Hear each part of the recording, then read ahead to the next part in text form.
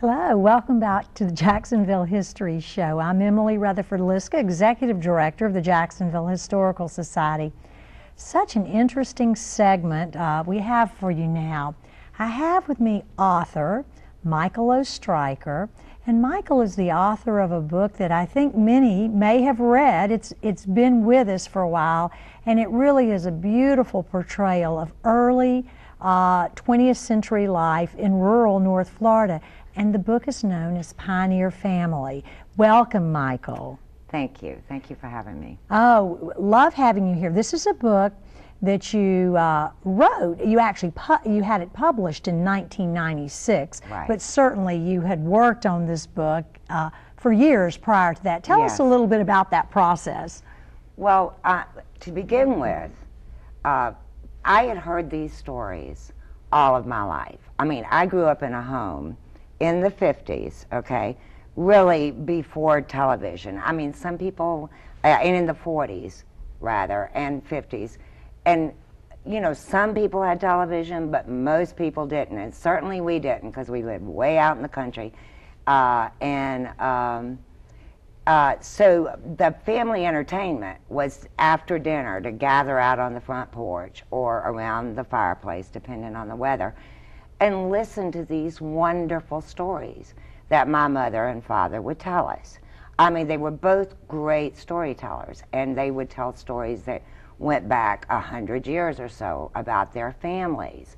And also my father was like memorized poetry, so he would recite poetry to us. And so these were all very rich memories. And by the time I was 16 years old, I had read enough on my own to know that the stories I'd been listening to were really literature and needed to be told. And I think even as young as 16, I thought, I've got to tell these stories. I've got to tell their story.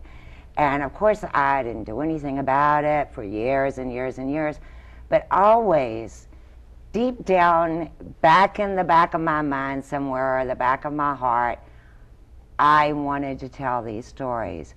And I don't consider myself a writer.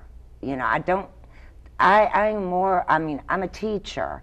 And I felt that these were stories that needed to be shared, that other people needed to hear. And let me just add at this point, you're an English teacher by trade, and for a number of years, how many years you were at Fletcher High School, am I correct? Right. How many years were you there? I was there for 20 years. Okay, so you come, I mean, the writing process was, I'm going to think, the whole process was probably very pleasurable for you, I would think. It was pleasurable it was cathartic. Okay. I mean, yeah, so, but the way it came about, okay, I had gone back to school.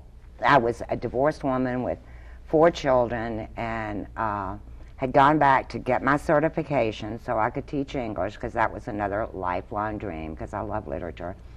And I'm sitting in a class, and you know, I believe in the power of prayer, okay? So I'm driving out to the University of North Florida, and I'm saying, God, when am I ever going to get a chance to record these stories and all this? I have no time. I mean, I'm going to school, I'm working, I've got 4 kids, I'm cooking, I'm cleaning, and so I'm sitting in a class with Dan Schaefer.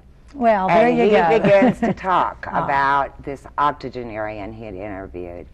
And so I'm listening, and at that time I still had my married name. I mean, I've since gone back to my birth name, but he said, I was interviewing this octogenarian, he was so interesting, he knew so much about the area and all, and the more he talked, the more I knew he was talking about my father.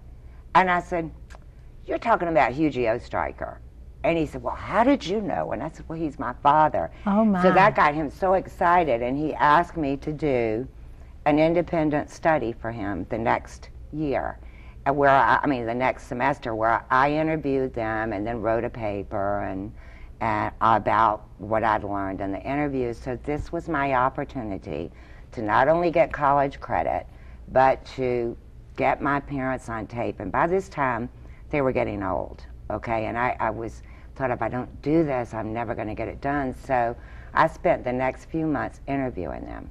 And I really want to encourage everybody to find out all you can about your family. It's so wonderful to have that connection and understanding of your past and who you are and where you came from. And so it was very easy to get them to talk. I went in with a tape player, and I started with the question, what is the first thing you remember? And that would get them started, and they would start talking. And the whole time I'm taking notes and listening, and then then I would go from there. It would I had several questions that I wanted to ask them. And then when I'd go back for the next interview, the next taping session, I'd have gone over my notes and had listened to the tape again, and that first or second or third interview would have given me fuel for more questions for the next interview. So I'd say, well, Papa, you said that you killed your first deer and you know, when you were 11 years old. Well, tell me that story, you know, or whatever. So, or how did you feel when Mama turned you down and told you she wasn't going to marry you? You know, what were your feelings? And so... Well, I think you've given the viewers a great model for a start on getting information on their family, whether they're going to write a book or not. Absolutely. What I'd like to do now, I'd like to show a couple of photographs from your book, because the photographs do help tell your family story, and they'll put one up on the screen in just a minute, and I believe it's going to be your grandfather. And yes, go ahead, tell about him. Actually, that's my great-grandfather. Okay. Jacob Oesterreicher, and many of my ancestors, some of my ancestors on both sides of my family have been here for about 200 years. So, I mean, we go way back, but this is Jacob Oesterreicher, who was an overseer on a plantation in Spring Island, Georgia.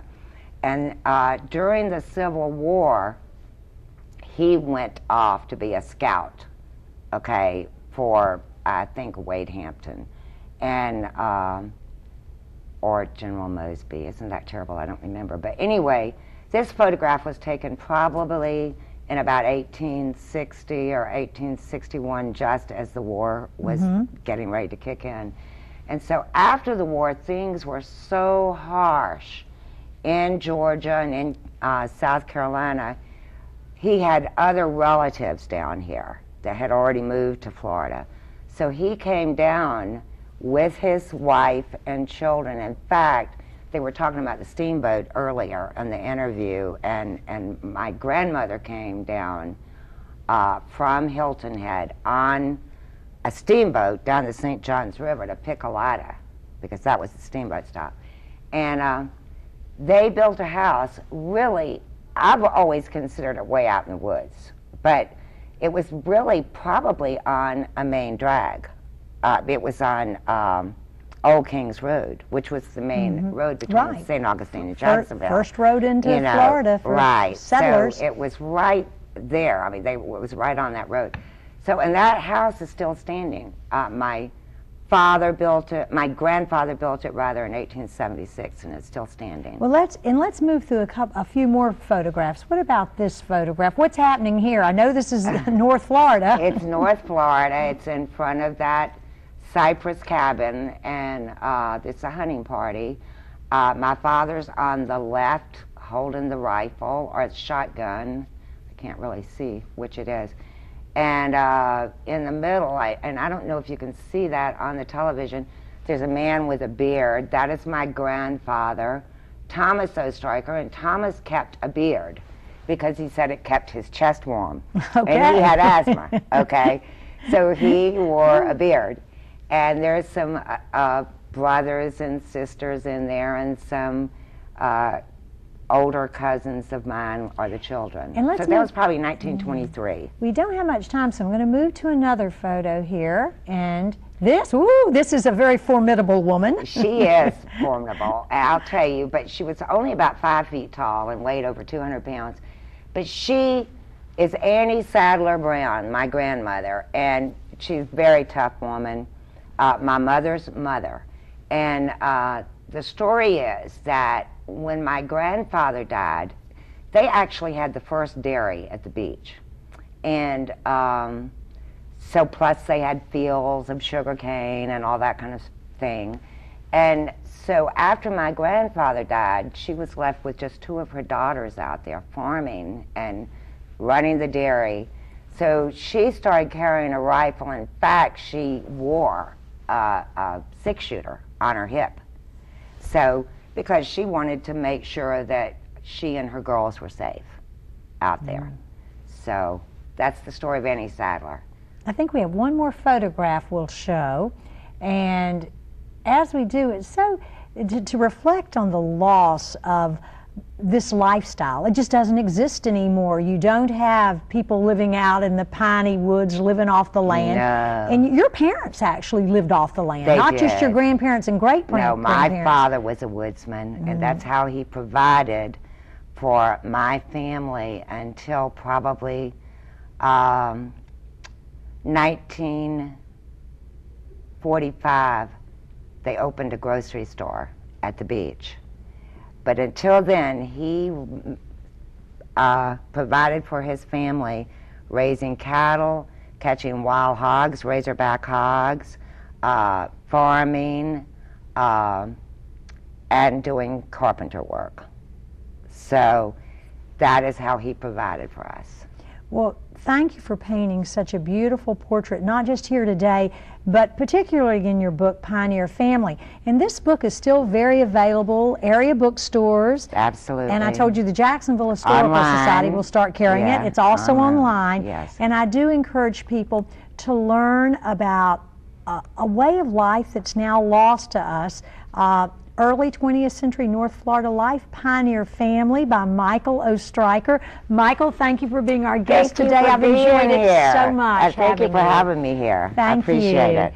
Stay tuned. We'll be right back with Jacksonville Historical Society President Jerry Spinks.